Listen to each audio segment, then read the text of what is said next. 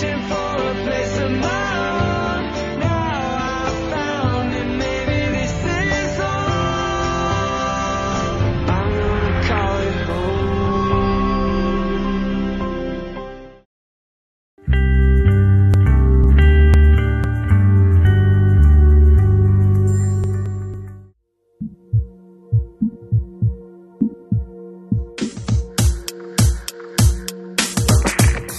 Can I have your size? I'll let you have a try.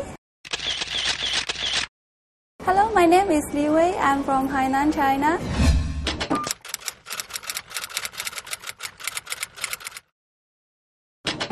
I have joined Metro for 2 years and a half. I'm very happy working in Singapore.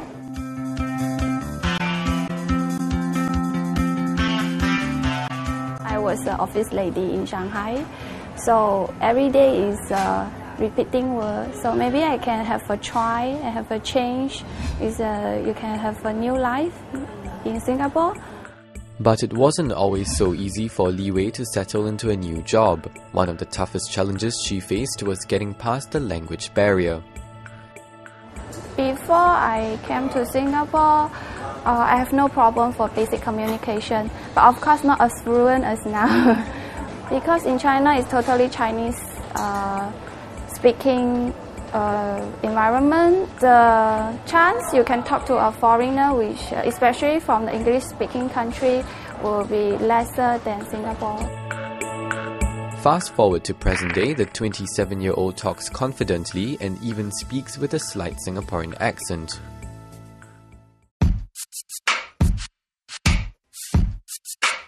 A bit of language problems. It's quite okay actually. Sometimes, yeah.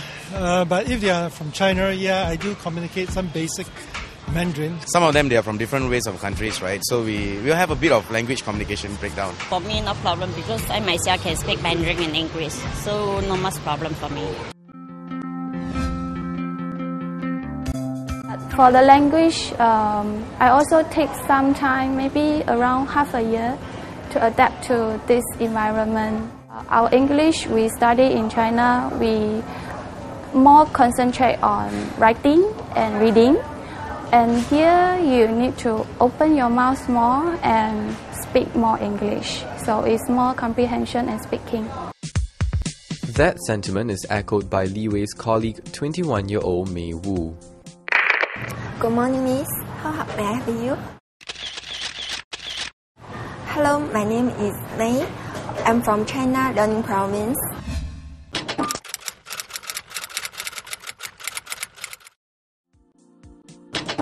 Now I cosmetic department for sales assistant. Before I come here, I don't like communication so much because maybe the pronunciation is not so better. So now I'm here. Every day I communicate with my customer and then my colleague. I know how to talk.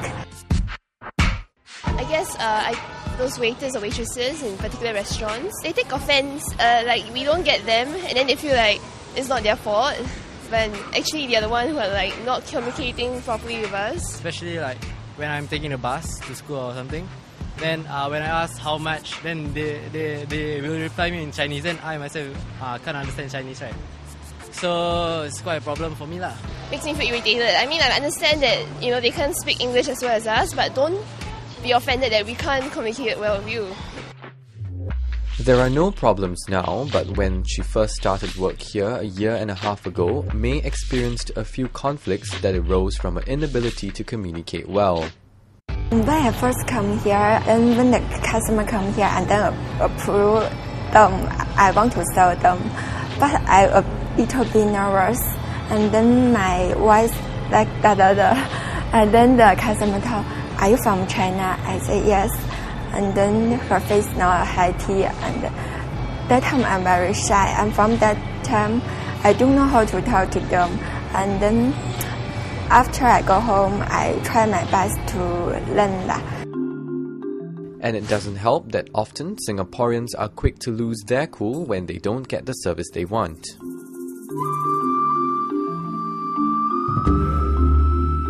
I don't think Singaporeans have that mentality. I think most Singaporeans expect good service. They do want the services fast and quick, so they do sort of lose their temper after a while and they sort of storm off. I think we're all quite impatient and like always in a rush. One time, two time is alright. If take too many time, of course, people will just tend to lose the patient.